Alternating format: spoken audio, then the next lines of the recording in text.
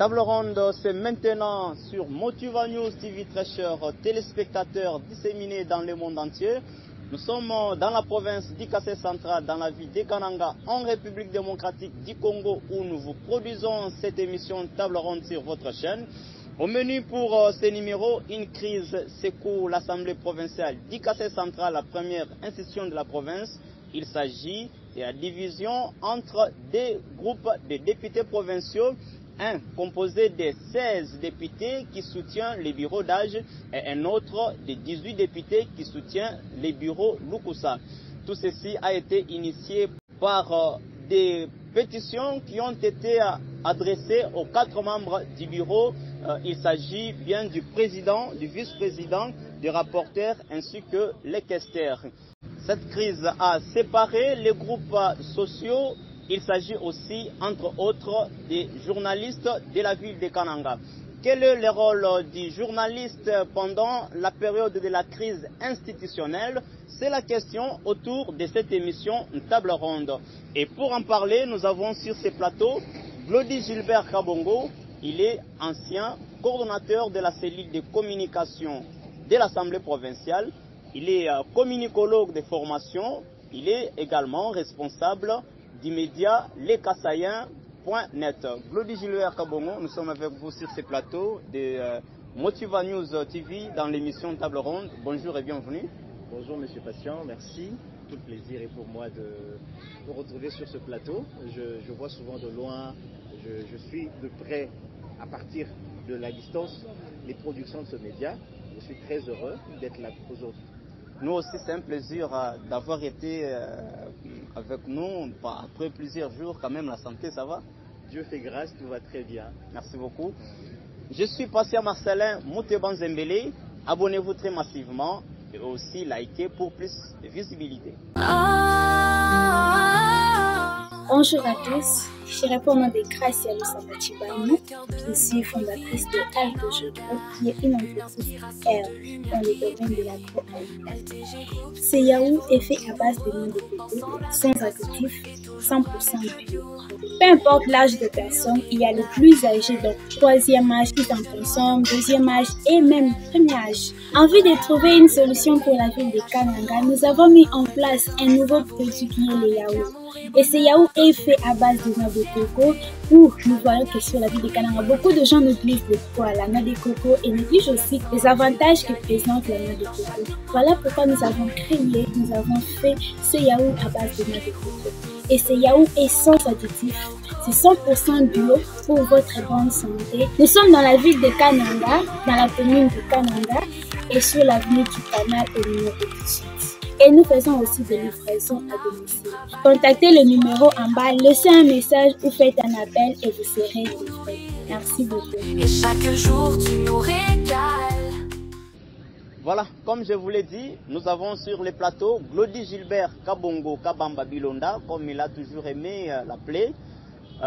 Nous parlons avec lui sur l'affaire de la crise à l'Assemblée provinciale d'Ikassé central, les rôles que doivent jouer les journalistes de la province d'Ikassé central, de la ville de Kananga, pendant cette crise qui aujourd'hui peut totaliser déjà 2 mois. Glody Gilbert Kabongo, vous êtes journaliste, vous avez aussi formé plusieurs journalistes de la ville de Kananga. Vous êtes responsable d'un média, un grand média, lescassaïens.net, ancien coordonnateur de la cellule de communication de l'Assemblée provinciale. D'abord, avant d'entrer dans les fonds de notre question principale, comment, après avoir appris de cette crise, comment vous l'avez trouvée? Bon, en fait, ce que nous devons savoir, c'est que les tractations au sein des institutions politiques sont toujours agitées et que ce qui se passe à l'Assemblée provinciale ne devrait pas nous surprendre parce que déjà au sein d'une institution politique, il se dégage toujours et très naturellement 2 camps. Il y a toujours le camp de la majorité. C'est ce camp-là qui porte notamment le bureau en place. Oui, le bureau Lukusa.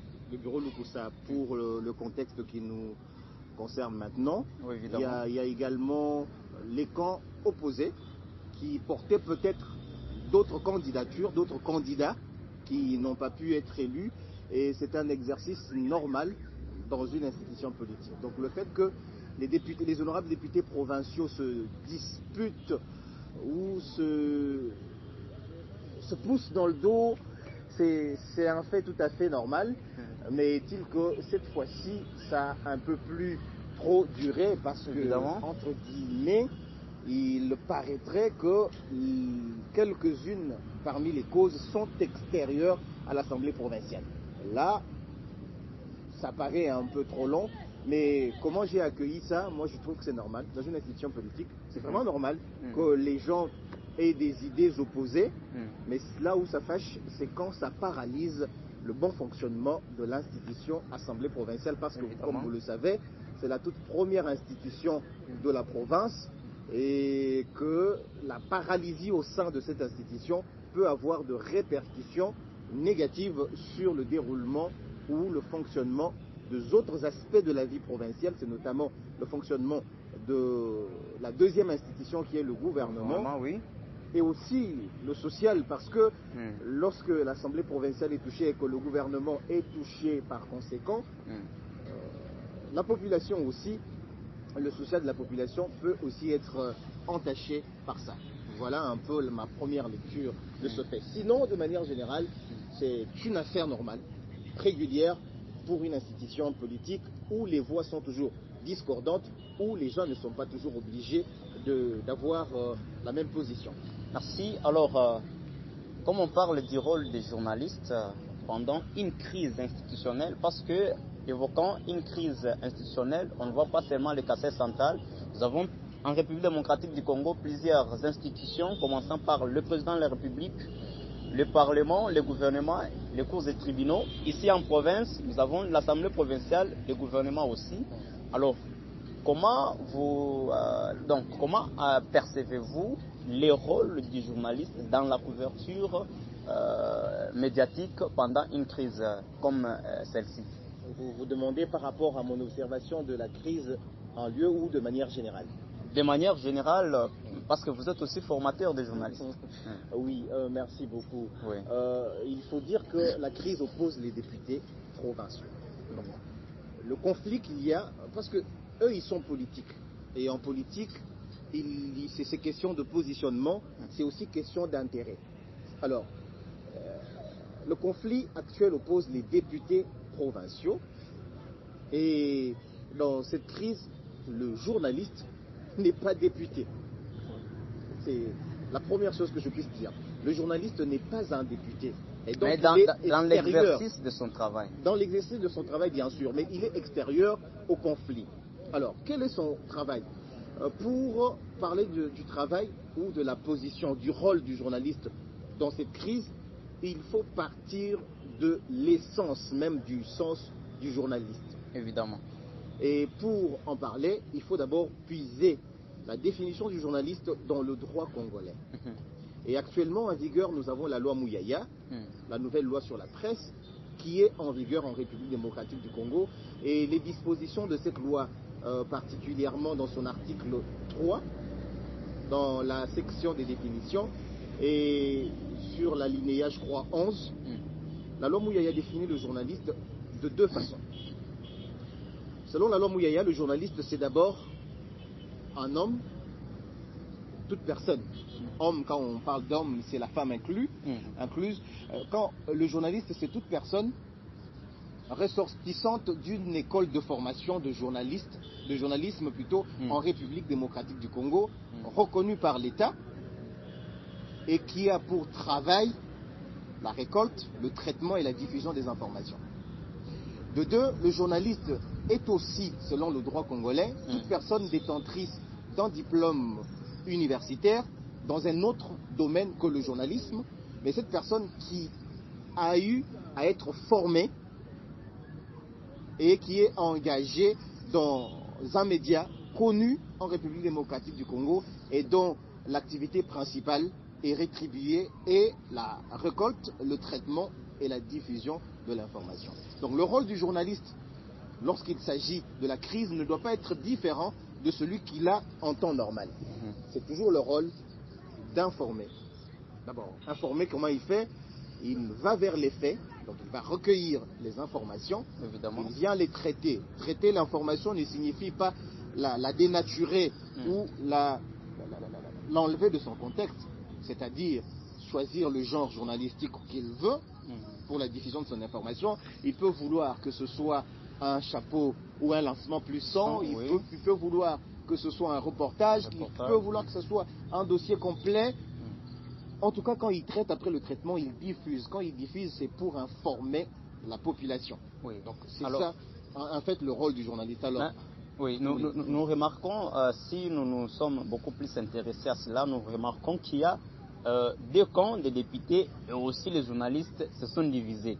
Il y a les partisans d'un camp et les autres, et ils traitent les informations selon ces camps. Est-ce que c'est ça réellement, et, au regard de tout ce que vous venez d'évoquer ici? C'est justement là où je devais chuter. J'étais en train de dire que la crise à l'Assemblée provinciale, ou le conflit, s'il faut l'appeler ainsi, oppose les députés provinciaux, et que le journaliste n'est pas député provincial. Évidemment. Les journalistes ne sont pas députés provinciaux, et donc ils sont extérieurs à la crise. Eux, ils devraient rester dans leur rôle principal d'informer. Alors, par exemple, pour cette crise, le journaliste de Kananga devrait informer avec rigueur et neutralité. Comment est-ce qu'on peut informer avec rigueur et neutralité? C'est en diffusant des informations justes et vérifiées. Surtout ça. Le journaliste ne devrait pas être partisan. Le journaliste n'est pas partisan. Dès qu'il est partisan, il n'est plus journaliste.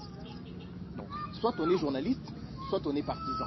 Soit on est acteur politique, pour bien dire. Parce que les députés provinciaux qui sont concernés par la crise sont acteurs politiques.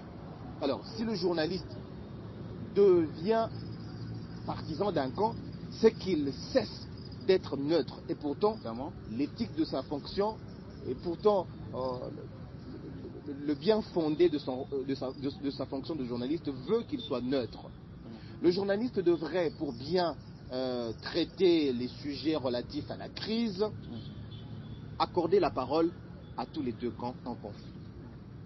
Accorder la parole à tous les deux camps en conflit n'est pas se limiter seulement là, faire intervenir également d'autres acteurs comme la société civile, comme les juristes, parce que la question de l'Assemblée provinciale est aussi juridique. Je vais vous le démontrer un peu plus tard.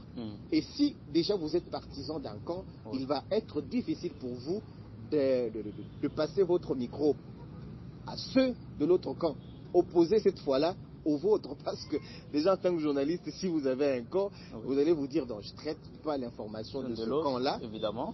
Et là, vous péchez contre votre propre profession. Vous péchez contre votre propre profession et vous n'êtes plus crédible. Vous perdez votre crédibilité. Il y a aujourd'hui l'avènement des réseaux sociaux où nous remarquons que le journaliste, dans sa peau de journaliste, dans cette posture, se permet de fonder les informations pour peut-être désinformer au profit d'un camp. Peut-être ce camp-là, c'est un camp auquel il a des acquaintances pécuniaires. Vous verrez qu'il vit de cela et il ne doit que faire cela pour que sa vie soit quand même normale. N'est-ce pas aussi les quelques tares à soulever? Oui, bien sûr.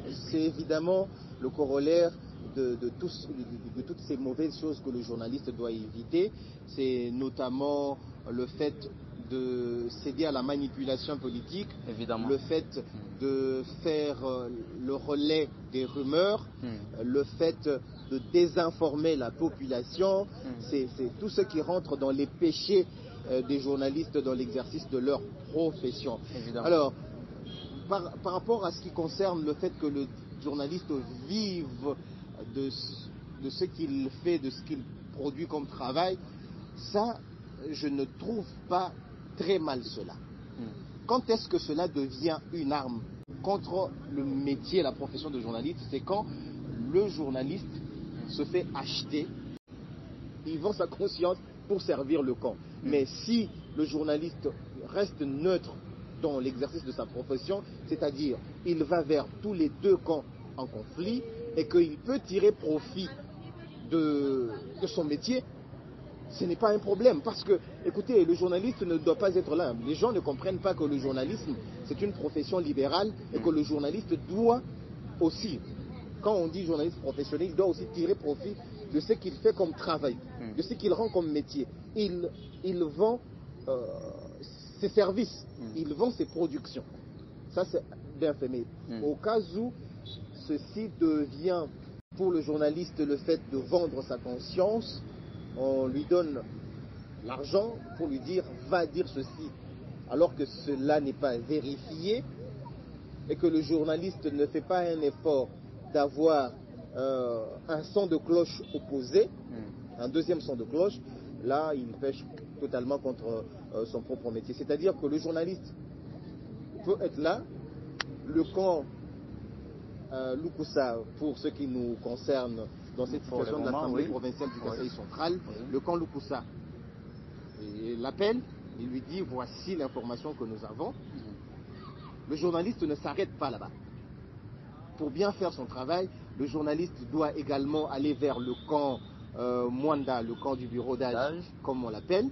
Il doit aller vers ce camp-là, confronter les informations qu'il a recueillies de l'autre camp, avoir la réaction du deuxième camp et diffuser, accorder la parole à tous les deux camps opposés de la même façon et diffuser son information. Là, il n'aura pas péché. Voilà. Donc, tout se joue dans l'essence même du métier du journalisme, dans sa nature de base, c'est-à-dire que le journaliste reste neutre. Il traite l'information de manière à éclairer la lanterne publique plutôt que de flouer l'avantage. Alors, il y a plusieurs défis. On peut aussi parler en termes de conséquences que les journalistes saturent dans le traitement de telles informations. Les conséquences là, que les journalistes a été toujours buté pendant son métier. Évidemment, comment ils peuvent les surmonter?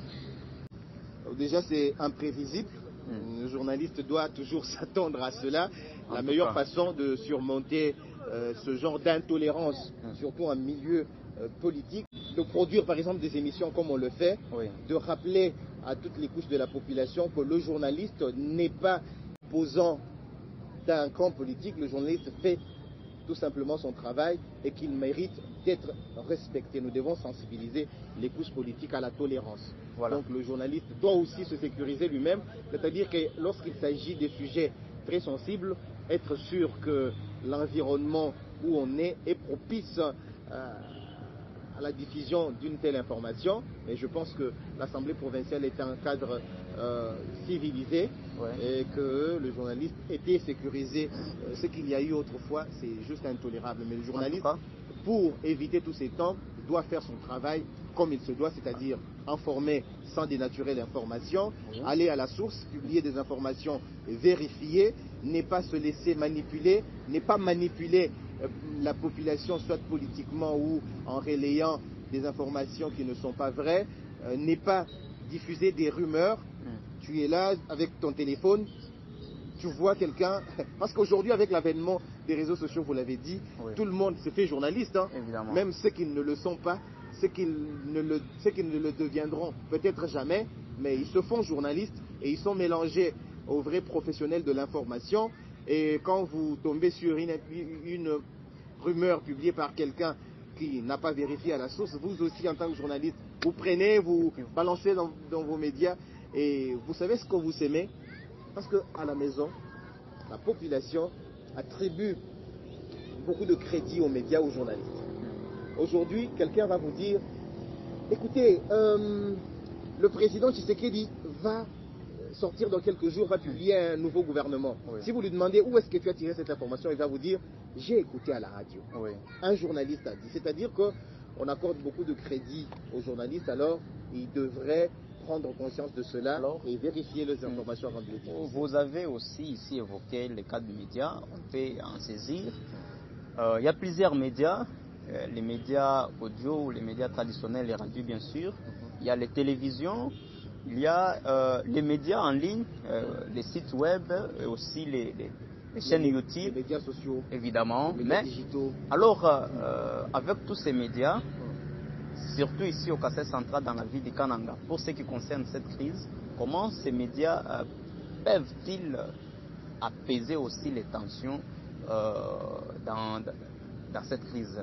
Oui, c'est évidemment le rôle du journaliste aussi en temps de crise. Et je me rappelle quand j'ai travaillé mon travail de fin de cycle universitaire, je travaillais sur le rôle du journaliste en temps de crise et très particulièrement en ce qui a concerné la crise Kamwinan-Sapou que nous avons connue ici en province. Oui. Le journaliste, évidemment, en temps de crise, a un rôle aussi particulier d'apaiser les tensions. Il ne devrait pas... Mais ici, on parle un peu spécifiquement des médias. Des médias. Vous avez parlé des journalistes. Oui, les journalistes, il est acteur des médias, donc il faut comprendre. Alors, les médias devraient aussi contribuer à apaiser la tension parce que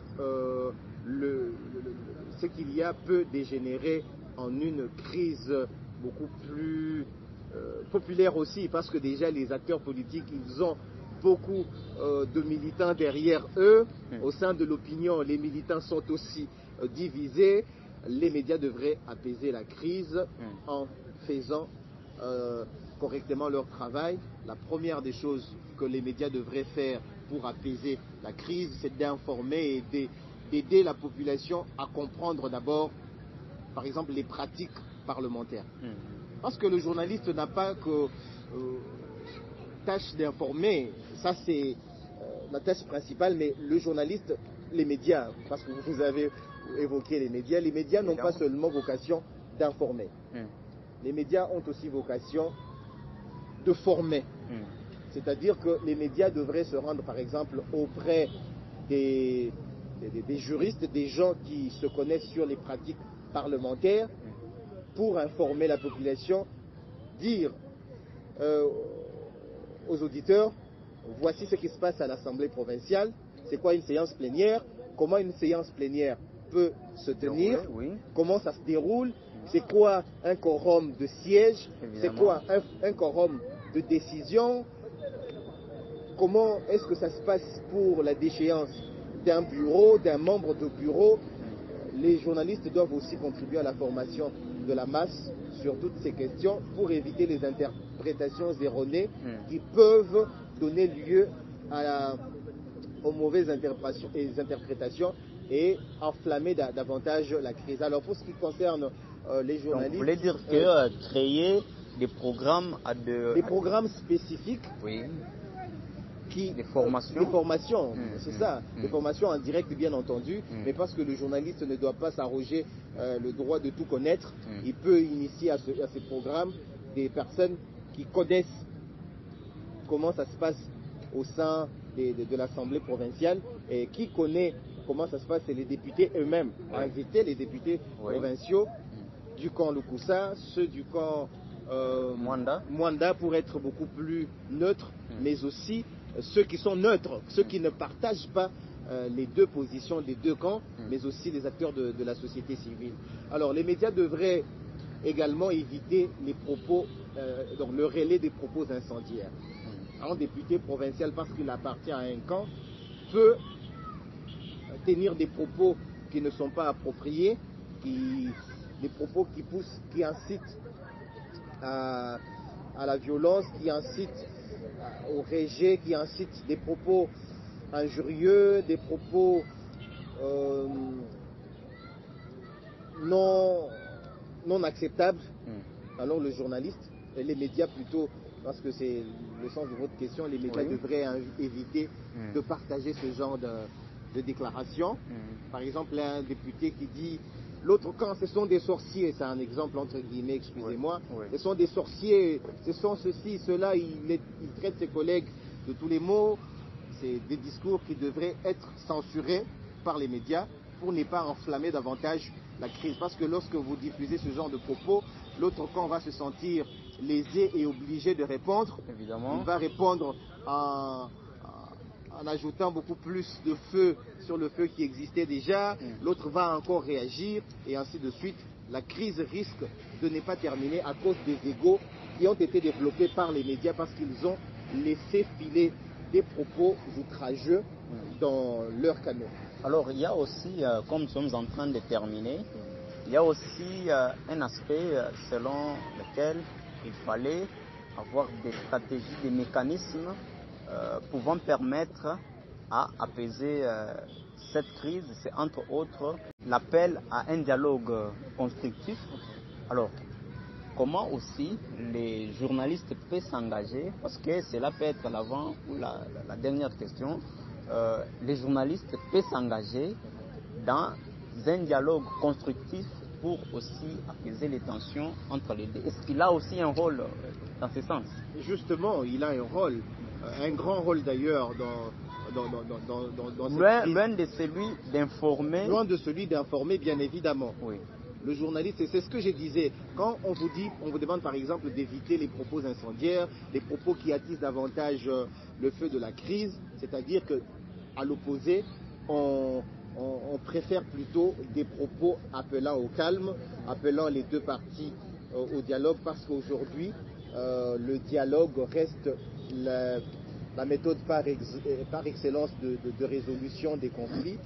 Aujourd'hui, même en cas de guerre entre États, entre groupes armés, on privilégie toujours le dialogue. Parce qu'il n'existe pas, il n'existe rien qui n'a pas de fin. La crise à l'Assemblée provinciale du Kasaï central va avoir une fin. J'ai appris que, par exemple, il y a un camp qui est en justice contre un autre et que nous attendons l'arrêt de la cour. Vous avez appris, c'est une réalité. C'est une réalité, voilà. Nous attendons l'arrêt de la cour d'ici mardi prochain, la cour d'appel de Kananga faisant état de cour administrative d'appel. Donc, mais dans tout ça, aujourd'hui, en politique, il y a ce qu'on appelle réel politique. Réel politique, c'est tout ce qui se déroule en dehors de nos caméras comme journalistes, dans des salons entre acteurs politiques eux-mêmes. Évidemment. Et le réel politique veut en sorte que nous, les acteurs politiques, acceptent malgré eux, malgré leur ego, acceptent que la situation se déroule peut-être de manière à ne pas les avantager. Alors aujourd'hui, en politique, le meilleur moyen de la résolution de la crise, c'est le dialogue, sont des concessions. Les acteurs politiques vont s'asseoir autour d'une même table et se dire, écoutez, la crise n'a fait que trop durer, nous devons maintenant parler, faire des concessions. Écoutez, tel camp, vous allez avoir tel avantage, vous allez avoir... et tel camp, vous allez avoir, par exemple, parce que la crise aujourd'hui, c'est le bureau. Ils peuvent s'entendre, se dire, faire des concessions, se dire, le camp Lupusa ou le camp Mwanda, de tous les deux camps, il y a un camp qui va prendre la tête du bureau, mais parce que ce camp prend la tête du bureau, l'autre camp va prendre les 3 autres postes suivants, et ainsi de suite. Comme il y a 5 postes au bureau de l'Assemblée provinciale, ils peuvent se dire, nous prenons 3, vous en prenez 2, ou nous prenons 4, parce que nous n'avons pas pris la tête du bureau. En fait, c'est des choses qui peuvent se discuter, et le journaliste peut vraiment contribuer à cet appel à l'apaisement, et en invitant les acteurs sociaux qui peuvent lancer également ces messages. C'est notamment les acteurs de la société civile, pas la société civile très politique qui appartient également à un camp. À un camp, évidemment, parce que nous le constatons sur le terrain.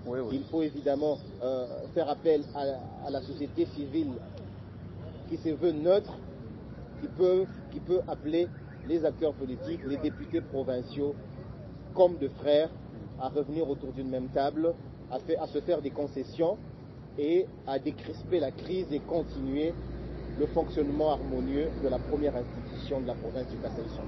Voilà, Glody Gilbert Kabongo Kabamba, nous sommes presque à la fin. Si vous avez un message très particulier aux journalistes de la ville de Kananga, surtout pendant votre séjour, pas seulement de la ville de Kananga, parce que nous sommes au Kasaï central, il y a des journalistes dans les territoires. Ils peuvent aussi avoir quel message venant de vous sur tout ce qui se passe et sur tout ce que vous avez évoqué. Et s'il y a aussi un autre particulier, il n'est pas exclu de l'annoncer. Voilà, merci beaucoup Monsieur Patient. Très cher Patient, ce que je vais dire aux journalistes, c'est qu'ils doivent d'abord connaître c'est quoi leur travail. Nous avons comme l'impression que beaucoup de journalistes, excusez-moi, ne savent pas qu'ils sont journalistes et que par conséquent ils sont différents des autres acteurs du monde de la communication. Comment je vais dire? Les journalistes doivent comprendre qu'ils sont différents, par exemple, des communicateurs politiques, des chargés des communications, des acteurs politiques, des institutions politiques. Le journaliste a pour rôle d'informer, de recueillir les informations, les traiter et les diffuser. C'est-à-dire qu'il s'intéresse aux faits. Tandis que le communicateur, lui, il travaille sur l'image d'un acteur ou l'image d'une organisation quelconque ou de l'institution à laquelle il est attaché. Et du coup, il est différent et il n'est pas journaliste. Donc, soit on est communicateur politique, soit on est journaliste. Et comme communicateur politique, on est déjà presque acteur politique. Parce qu'on est censé vendre l'image positive d'un acteur politique et qu'on ne peut pas, par conséquent, relayer l'image négative ou les bévues de cet acteur ou de cette institution à laquelle on est attaché. Évidemment, tandis que le journaliste, lui, il reste dans les faits, sans les dénaturer, sans prendre position, ok, sans prendre position et sans se lancer dans les rumeurs et dans tout ce qui va avec la désinformation, la mésinformation. C'est tout ce qu'il doit faire. Alors, en connaissant qu'on est différent des communicateurs politiques, qu'on est différent des acteurs politiques, qu'on n'est pas acteur politique, le journaliste aura vraiment fait son travail avec rigueur, avec neutralité. Chers journalistes, faisons un choix. C'est tout ce que moi je peux vous dire. Il n'est pas exclu que quelqu'un se dise aujourd'hui je ne suis plus journaliste, je deviens acteur politique. Évidemment. Ce n'est pas exclu. Alors, nous devons faire le choix entre être journaliste, c'est-à-dire demeurer neutre pendant cette crise, aller à la recherche de l'information, lorsque l'information incrimine un camp donné, faire en sorte d'avoir un deuxième son de cloche du camp qui est incriminé pour équilibrer cette information, et là on aura fait son travail à merveille. Alors, ce que moi je peux vous dire, c'est de faire le choix entre être journaliste et être acteur politique, entre guillemets, communicateur politique. Et ce choix devrait être assumé publiquement. Vous déclarez que vous êtes acteur politique. Là, vos positions, vos prises de position ne vont pas fâcher et vos auditeurs et la communication scientifico-politique qui vous observe. Et si vous choisissez d'être journaliste, vous gardez votre neutralité. Ça va vous éviter beaucoup aussi de conséquences fâcheuses, notamment sur votre propre sécurité. Voilà, merci Glody Gilbert Kabongo. Je rappelle, vous êtes ancien coordonnateur de la cellule de communication de l'Assemblée provinciale. Vous êtes communicologue de formation, parce que vous avez aussi formé tant d'autres journalistes, je peux le répéter, et aussi responsable du média lescassaïens.net. Et c'est une fois de plus un plaisir. Merci M. Patient, le plaisir est vraiment partagé. J'espère que ce n'est pas la dernière fois que je me retrouve sur ce plateau. Je voudrais bien qu'on échange davantage sur d'autres sujets importants, non seulement des sujets qui ont trait aux journalistes, mais des sujets également dans la société, dans la communauté. Ça me ferait vraiment plaisir de me retrouver encore sur ce plateau de Motiva News. Et j'en appelle à tous les téléspectateurs de s'abonner massivement à cette chaîne YouTube qui se démarque par la qualité de ses productions. Ça sera pour vous une façon de soutenir cette jeunesse qui a décidé de faire les choses autrement, qui a décidé de valoriser son potentiel et de vendre une image positive de la ville de Kananga, de la région du Grand Kasaï et pourquoi pas de la province de la République démocratique du Congo. Voilà, merci beaucoup. Très chers téléspectateurs, c'est terminé pour ces numéros du magazine Table Ronde sur Motiva News TV. Je m'appelais Patient Marcelin Mouteba Zembele. Comme je vous l'ai dit, j'avais accueilli Claudie Gilbert Kabongo Kabamba Bilonda. Nous vous prions, comme nous pouvons nous le répéter, de vous abonner très massivement et aussi liker. Nous avons un plaisir de vous retrouver très prochainement. Au revoir. Suivez et abonnez-vous massivement sur Motiva TV News. Toutes les formations sur le Kasaï central et du monde, c'est sur Motiva TV News. S'il vous plaît, abonnez-vous sans modération. Et suivez, partagez. Motiva TV News. Oazolo Bezambia, Kawasala, Bazalati, Mojalis. Sakriba, Basso, Zuluka, le joueur qui est remplaçant. Batulam, Parama, on appelle Vinabao. Tolé!